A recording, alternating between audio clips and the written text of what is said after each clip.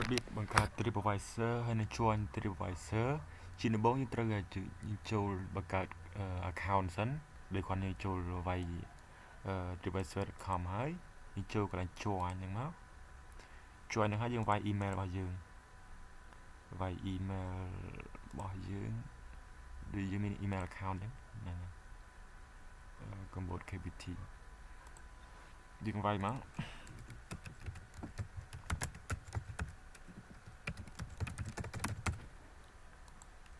នឹង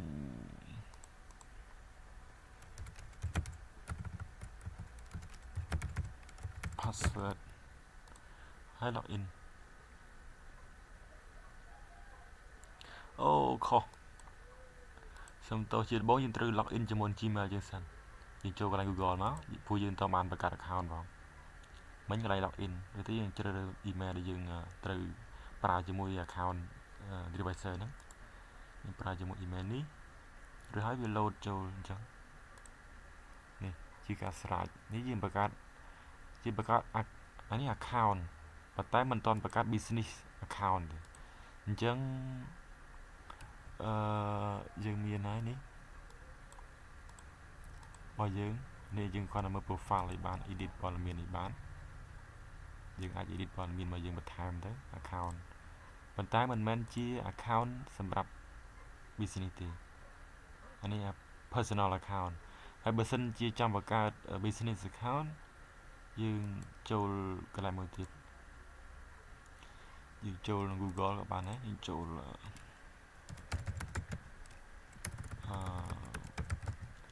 TripAdvisor listing ហ្នឹងហើយនេះជាលើ link ហ្នឹងមក list business on TripAdvisor វាហើយយើងចូលនេះកន្លែងនេះកន្លែង attraction ហ្នឹងបង្កើត account business account business page ហ្នឹងវាបំពេញឈ្មោះមកឈ្មោះនេះឈ្មោះអីគេយើងដាក់ឈ្មោះអីដូចថាឈ្មោះ business យើងដាក់ឈ្មោះថា English tour guide ហ្នឹងទៅ English tour guide ហ្នឹងទៅហើយនឹង select business page យើងជាអីគេយើងជា manager យើងជា owner ម្ចាស់ page ហ្នឹងយើងដាក់ owner មក listing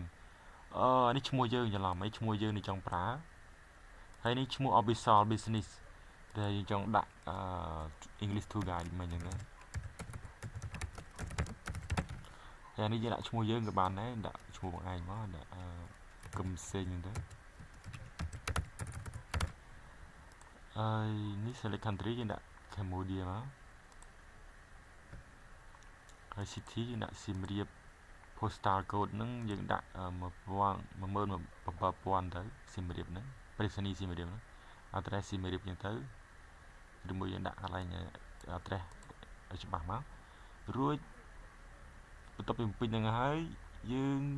ចូលមកក្រោម scroll ដាក់ next នេះ please listing វាយើងដាក់ឈ្មោះខាតឲ្យច្បាស់សាថ្មីបើសិនលោតក្រហមយើងត្រូវចូលកន្លែងក្រហមមកពេញវាច្បាស់មកនេះដាក់សៀមរាបអាស៊ីអញ្ចឹងទៅ submit ម្ដងទៀត next ហើយនេះព្រោះដើម្បី request ឲ្យវា approve account យើងមិនចេះតែដាក់ទេយើងត្រូវមើលគ្រប់ជ្រុងជ្រោយហើយដាក់វាច្បាស់បើមិនចឹងទេវាអត់ approve ឲ្យយើងទេព្រោះ business មួយវាត្រូវការច្បាស់មិនត្រូវការ fake account ឬហើយនេះឈ្មោះយើងបដាមក to guide ហើយនេះវាឲ្យពេញលេខទូរស័ព្ទរបស់យើងឬមួយលេខ fake email ហើយនឹង website បើសិនជាយើងមិនតមាននេះយើងក៏បានដាក់ដែរដាក់ page ដែលខ្ញុំ copy ឲ្យមិញហ្នឹង link ផ្ញើតាម Facebook របៀប copy link ហ្នឹងហើយនៅ select category យើងចង់បង្កើតប្រភេទជាប្រភេទអីគេជា tour guide អីដាក់ tour guide ឬមួយក៏យើងដាក់អីក៏បានដែរដាក់ tour អញ្ចឹងទៅហើយយើងចង់ select activity របស់ page យើងចង់ដាក់ប៉ុន្តែវាឲ្យ select តែ1ទៅដល់ត្រឹម5ទេអញ្ចឹងយើងយកទៅដាក់ archaeology city tour culture tour sightseeing tour បានមកណា4ណាយើងដាក់មួយទៀតមក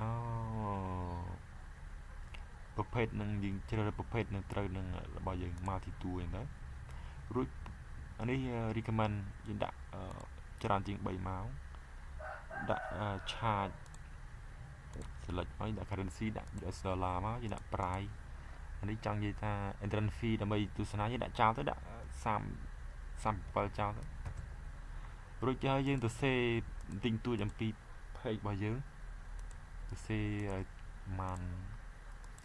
điệp gặp một pi page bao dương tinh tôi máu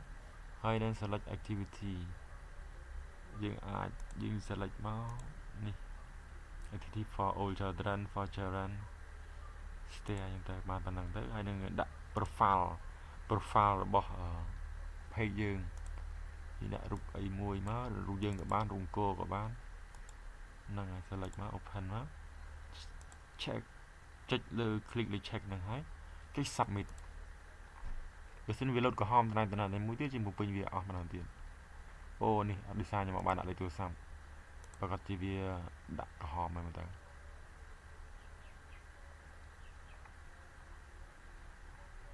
យើងត្រូវបំពេញព័ត៌មានអស់ហើយច្បាស់លាស់ហើយបើ website នេះយើងអត់មានយើងក៏បានដាក់ក៏បានដែរយើងដាក់តែ Facebook page មកឬទៅយើងរួចរាល់ហើយប៉ុន្តែសារខ្ញុំអត់បានទៅសេអញ្ចឹងវាអត់ load ឲ្យទេដល់ពេលយើង submit ហើយវា load message ពីលើថា you already request ហ្នឹងហើយ thank you for suggestion most process in 5 day business carefully នឹងរីយើងចង់ចាំរួចទៅបើសិនជាវា approve វានឹង load មកចូលនៅក្នុង email របស់យើង